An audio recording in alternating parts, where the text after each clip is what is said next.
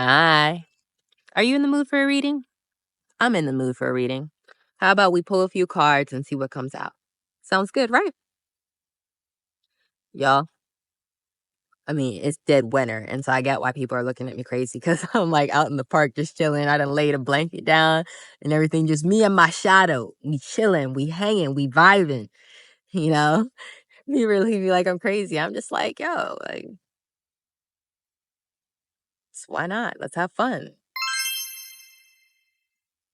So too many, but I just want to look at it. You got the Muse of Emotions, the Three of Emotions, Page of Inspiration, Knight of Inspiration, the Ace of Inspiration. Okay. It's giving me a vibe. It's a whole vibe.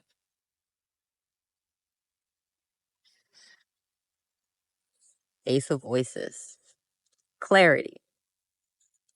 There's something you want clarity on. There's something you need. You're trying to see through a fog. You're trying to work with your shadow.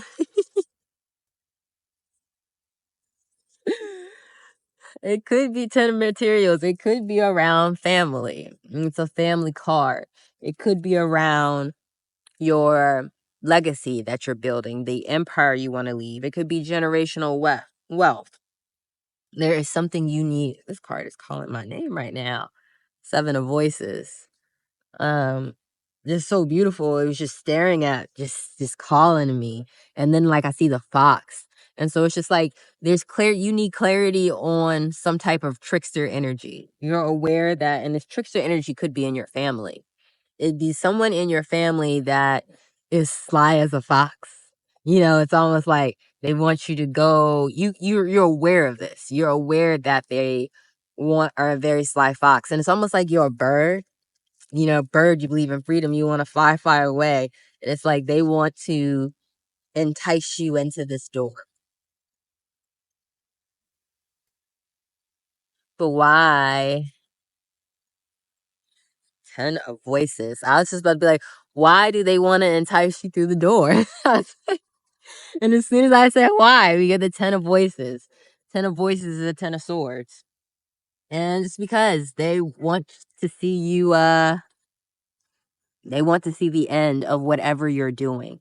And you could be stepping into your own, stepping into your power, and they could want to silence that. Not projecting into the reading. It's just more so something that really stuck in my mind when that card pulled up, and I can relate to the whole family thing. I had a dream like a while ago, and it was during my awakening, when I was first awakening to a lot of things. And the dream was like of my family, like kind of basically stabbing me in the back. Truly, like I had a dream like my brother kicked me in the back, and then my family just stabbed me in the back.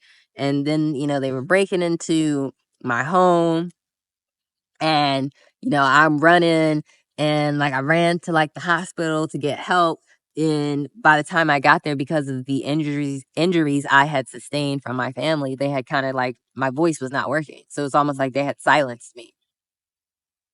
And when I had that dream, like it scared me to beyond end. But now, with a lot of things coming to light, I understand that. And I do have a lot of family that doesn't like me talking, as far as a lot of my people who associate with my family. The narrative that's painted of me is that I'm a private person. I don't like people, or I'm antisocial or things like that.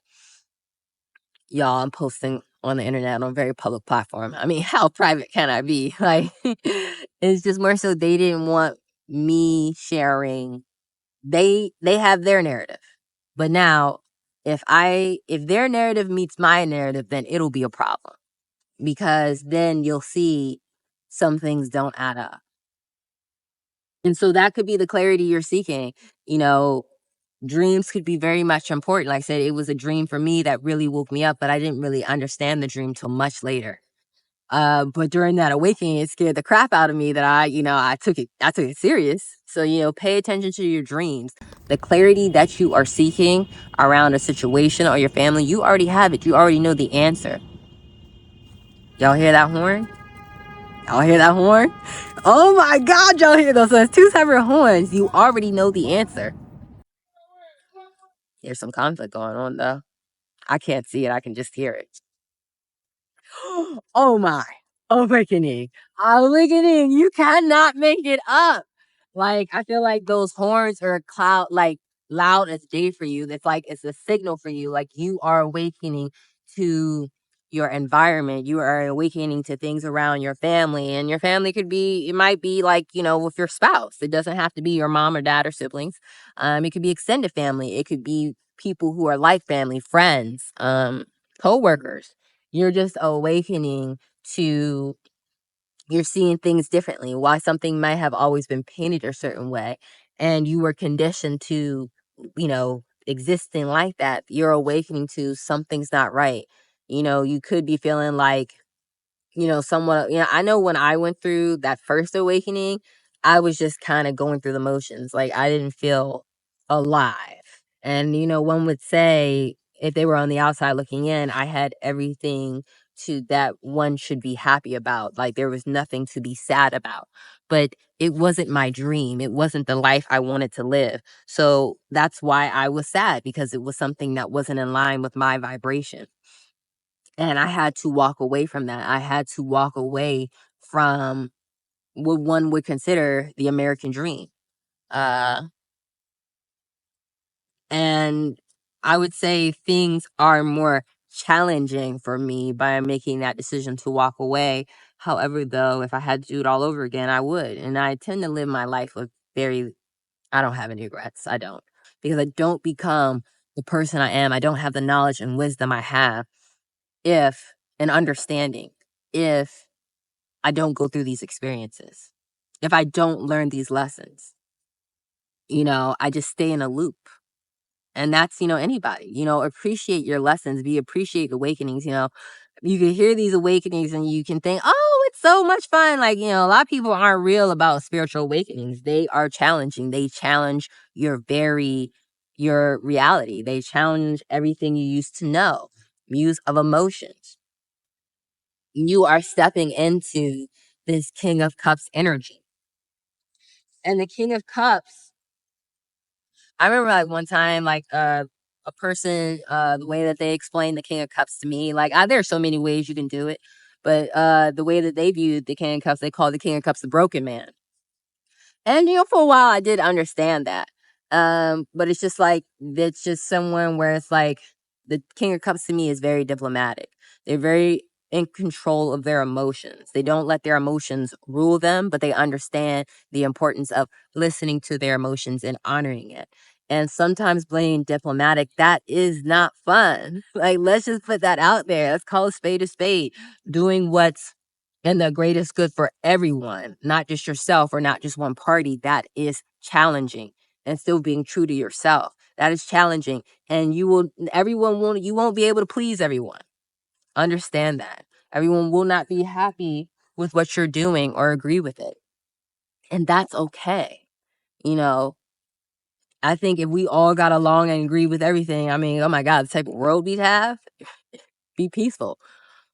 It's okay if they're not agreeing with you. It's okay if you're sad about what you're seeing. It's okay. Do not beat yourself up if you're if you feel like you've been duped or you have gone along with the narrative for so long. It's okay. Do not give yourself so much shame and guilt. Like, if you're grieving, if you have to let the old version of you go, it is okay to grieve the old version of yourself. Love that person for how the person got you there and how far along you've come, but then let it go, because you're building something greater. You're building something grander, and that's all right. You have to sometimes, creation is nothing but destruction. In order for us to create something that was originally there has to be destroyed. So you're building up a new version of yourself, and that's fine. She was so kind. There's this dog that was barking, and she was like, "Shh, don't bark." And it was just very kind. It was very respectful of my video. And you don't really rhyme that, so you appreciate it. Five of Voices. Pay attention to how you're talking to yourself. And I just went on this whole rant saying that it's okay. Do not beat yourself up, especially in awakenings.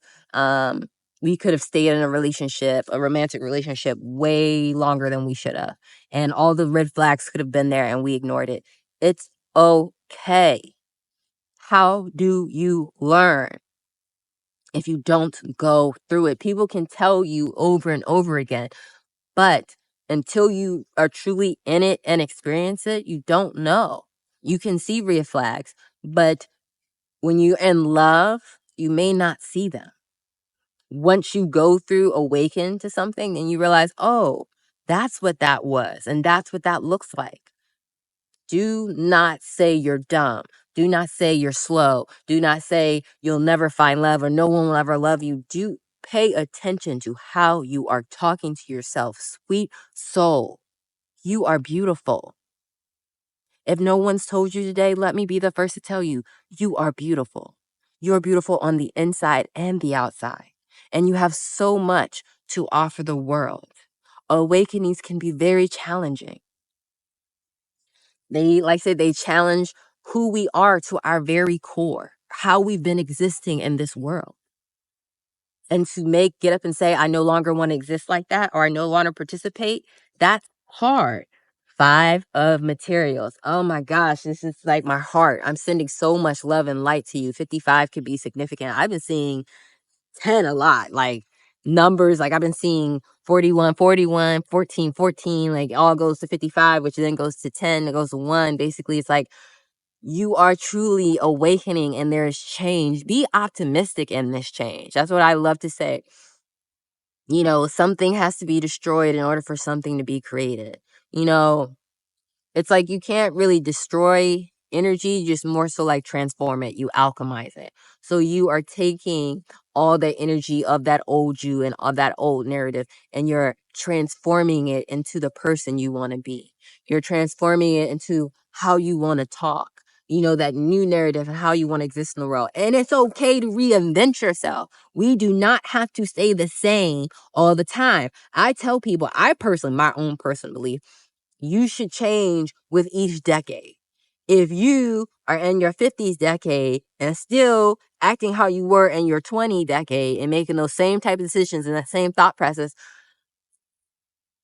I mean, you ain't changed in, 30 years. All those life experiences, everything you learned, nothing, you didn't want to change nothing. I mean, it's okay to change. Do not beat yourself up. Do not think, so low of yourself. When you're changing, when you're growing, when you want to incorporate new things into your life, like you're going to realize you did something wrong or you made a mistake or that wasn't the best thing. But don't regret it. Just say, what am I learning from this? The thing is, and you could feel like with the 5 of materials out here, you could feel like an outcast. You could feel left out in the cold. You feel like you have no support. And that's truly when you're meant to turn inwards. You turn into yourself because you have all the answers.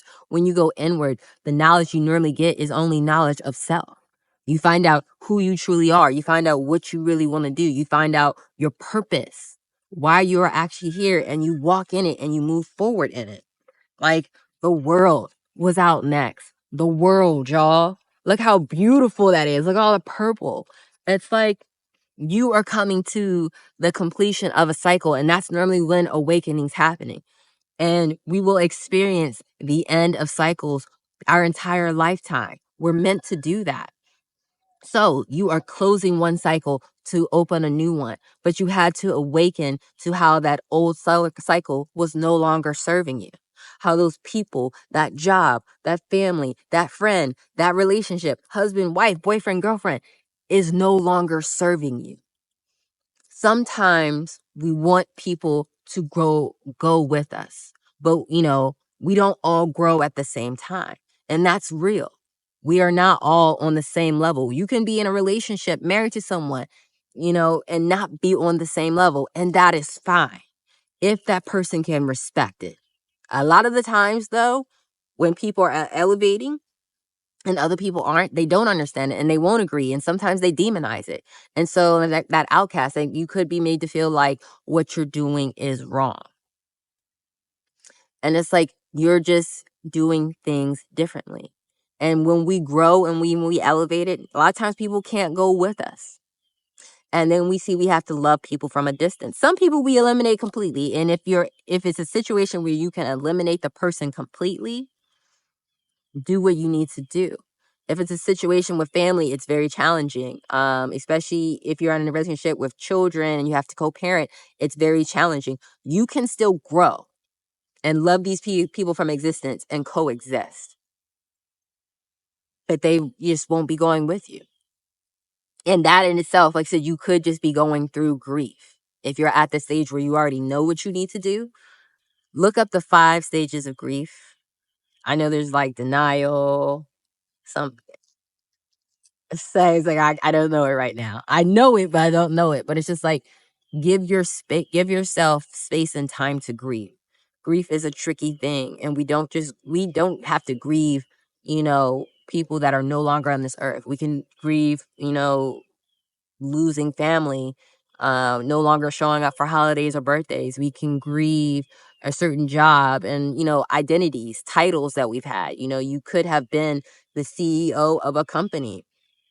And I was just watching something the other day where it was this guy who was a neurosurgeon, and he was a neurosurgeon for like 10 years. He like went to MIT and all that stuff, and he stepped away from it. And everybody thought that was crazy. But you don't live your life for people. You live your life for yourself. And you don't owe anybody an explanation. At the end of the day, you will owe yourself an explanation. Did you do what was did you do what was best for you? Did you live life how you wanted to live life, or did you live life how people told you or expected you to? It's okay to be an individual. It's okay to try things. You're not broken. You're not alone. You aren't the first person to awaken, and you won't be the last. That is why we have messages like this, people like me who want to encourage you to keep going, to know you're not alone and that you are beautiful. And you will come out on the end of the cycle transformed into this beautiful new butterfly. And you'll be like, I don't even know why I was sad about that. I don't even know why I wanted to stay in that, because that wasn't serving me. That wasn't aligned with my vibration. They always say when you go through all of it, when you come out on the outside, you'll be like, man, I'm so glad that happened. And when you're going through it, you don't. When you're ending your relationship, when you're moving, when you're changing jobs, when you're starting, a whole new career. You might want to start school and, start your new career. When you're doing that, when you're going through it, it's not, it's a lot of change, and it can feel like it sucks. But most people will say in the end, when they get through it on the other side, it was so worth it, and they'll do it over, and they do it all over again. And I'm telling you, I can say this confidently. When you get through this, when you transform and you're at the end of the cycle and you awaken and transform into this beautiful butterfly that is free to fly and soar and try new things, you're going to be like, wow, why did I was even worried about that? All of that was happening for my greatest good. And I was just trying to get in the way and resist the divine plan and the divine timing that was mapped out for my life. We can't know the answer to everything, but we can just go with the flow and see where the river takes us.